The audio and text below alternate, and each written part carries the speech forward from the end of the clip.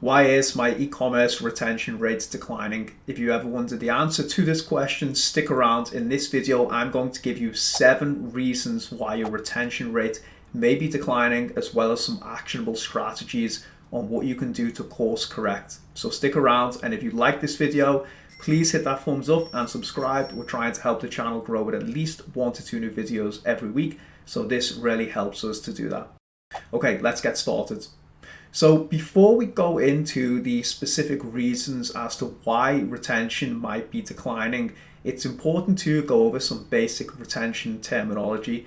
Now, depending on who you're speaking to, some people look at things like customer lifetime value, other people look at repurchase rates, etc. It can always be very confusing when talking about retention in e-commerce.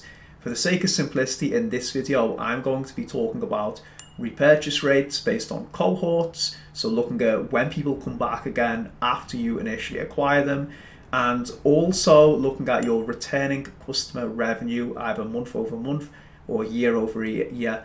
Most of the brands we work with are generally keeping the finger on the pulse on these 2 core KPIs, so that's what I'm going to address in these videos. Okay, so with that being said, let's get into the first reason.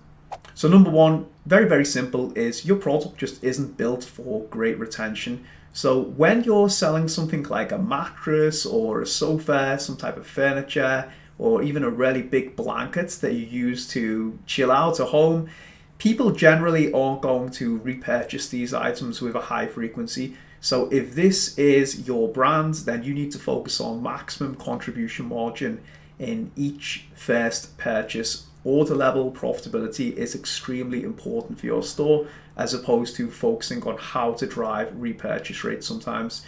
And if you're realizing the majority of customer lifetime value from the very first sale, you need to experiment with things like price, average order value, shipping thresholds, etc. to try and drive up that contribution margin on the first sale. Reason number 2 is that you're not releasing complementary products or keeping your inventory or just overall brand fresh on a yearly basis. I have worked with many brands before who, sort of tying into point number 1, they sell a typical one-time purchase, but they're not focused on strategically releasing complementary products. Let me give you an example. To use the Big Blanket example, we once had a client called Big Blanket, and they released a bedding set in order to drive repeat purchases from their customer base. Likewise, when we worked with Snug Sofa, big brands in the UK, they would release things like scatter cushions. So they might even be low AOV items, but just a great way to bring customers back and try and drive some returning customer revenue. So this is especially important if you're selling generally one-time items that people only buy once. You need to look at investing in complementary products to drive that returning customer revenue and bring customers back. And even if you are in a category like consumer packaged goods, it's still a very important strategy to consider. Keeping the inventory fresh with new product releases just re-engages the customer base and keeps them active. Again, another quick example, if you're selling protein supplements, then release a complementary creatine product or something like this. Strategically releasing new products is a great way to improve your customer retention. And bonus tip, if you can make them exclusive to your D2C store, so if you're selling on Amazon, in retail, and you have an omni-channel strategy, then try and initially launch on the D2C side, because this will enable you to drive that repurchase rate up and also differentiate your main store offering from these other channels. Number 3 is the quality of your product has dropped. So just as releasing these complementary products might be a great strategy to drive returning customer revenue, I've also seen the other side of the spectrum where a brand releases a new collection year on year, especially in fashion, and it just flops. It doesn't resonate with the customer base. This can happen, this can affect retention, and it can adversely affect your ability to bring customers back to buy again. It's a real problem when this happens, because then you're stood with dead stock in your inventory and you need to clear them out, or sometimes often at a loss. So that is something to consider, one of the downsides of this strategy. Luckily, you can de-risk new product development by using your email database to collect qualitative insights, so that when you do go through this rigorous R&D process. You're not just releasing something for the sake of it and not validating your hypothesis, and you have a very clear need from your customer base for these products. So that will help you to de-risk the chances of failure and hopefully make these a really good smash hit for your brand. Another quick story on this point. I remember working in the supplement industry several years ago, and we were selling a protein product that was manufactured in Switzerland. So that's where the whey protein came from. The consumers got privy to the fact that we changed the manufacturing process and the quality of the whey protein had dropped considerably. The consumer base absolutely hated it, especially the most loyal customers. They took a massive hit to their returning customer revenue.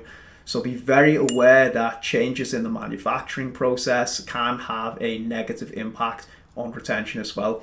A lot of the times brands are trying to improve the margins and reduce costs, but this needs to be done in a very careful way to not upset your existing loyal VIP customers. The fourth reason, tying into the third, just building off the back of it, is that you're just not price competitive. You might be experimenting with your price, which I highly recommend you do, and you just might have reached the thresholds that's just untenable to the customer to continue buying from you. You need to be aware of competition in the marketplace and how your competitors are priced in relation to your products, and you need to stay competitive, because otherwise it doesn't matter sometimes how good the marketing is, unless you're Apple, Starbucks or Nike, a big massive brand, you just might lose out on price. So it's very, very important to collect qualitative insights to find out what the sweet spot is and do a lot of price experimentation. But in the quest to improve that contribution margin, you need to be very, very careful that you don't price customers out of your brand.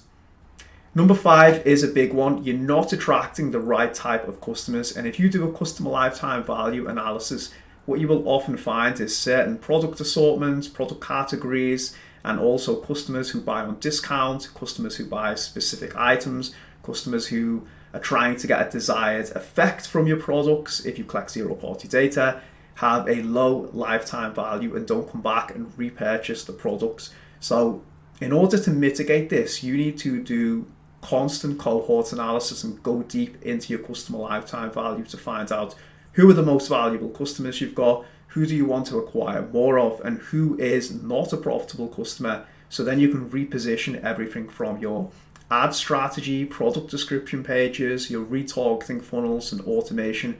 This all needs to be aligned to the best type of customers you're attracting, because they will be the most profitable for the brand and move the needle on that retention rate. So always do this in-depth analysis to make sure that you're acquiring and positioning your marketing to attract these type of customers. Another quick tip on this one is I will normally see a lot of brands resort to discounting to front load revenue when they're not hitting a forecast on a certain month or quarter in a year, and this will often erode the profitability and lifetime value of their existing customers. So it might work in the short term to bring revenue forward, but it often has a detrimental effect in the long term on the store's profitability. Number 6 is you are introducing other channels that might cross-pollinate and cannibalize your sales from the D2C operation. An example of this is that you're selling D2C, then you launch on Amazon, then you go into retail. Inevitably, those channels are going to cannibalize and take some of the sales that used to come through your D2C operation. Not necessarily a big problem, but can skew the data when you're looking at it, and it's something to be aware of. I really encourage you to look at Amazon in particular.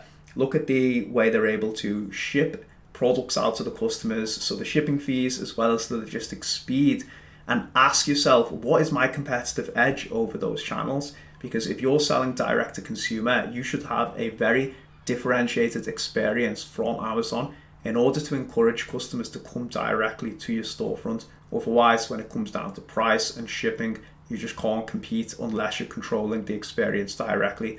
So something to really be aware of. We also seen this reversal and effect in returning customer revenue when brands who were traditionally brick and mortar had to come online during the COVID pandemic, and then the products went back into retail, customer behavior started to change, and again the sales went back offline. So not necessarily a bad thing, but just something to be aware of. Number 7, your customer service has dropped. If you've suddenly started to outsource customer service and the quality, the speed of responses, the level of support is in decline, then that can have a detrimental effect on your customer retention. It doesn't happen often, but it's definitely something to be aware of. Look at how fast you're responding to support tickets, look at the quality of the support, and monitor your reviews as well. Try and pick up on any trends. Are people complaining about the support? If so, that's going to detract not only existing customers from coming back to repurchase, but also your acquisition, because customers are reading reviews before they make an initial purchase. So that's it. They're the 7 tips. Some things to really be aware of and monitor very closely. The conclusion is that diagnosing retention issues is very, very tricky and difficult. But if you go through each of these tips one by one, I guarantee you can pick up some golden nuggets and hopefully course correct to improve the profitability of your store. That's it for today. Any questions, drop them in the comments below. If you want me to answer or add to anything in particular, I'll be happy to reply there. Speak to you soon.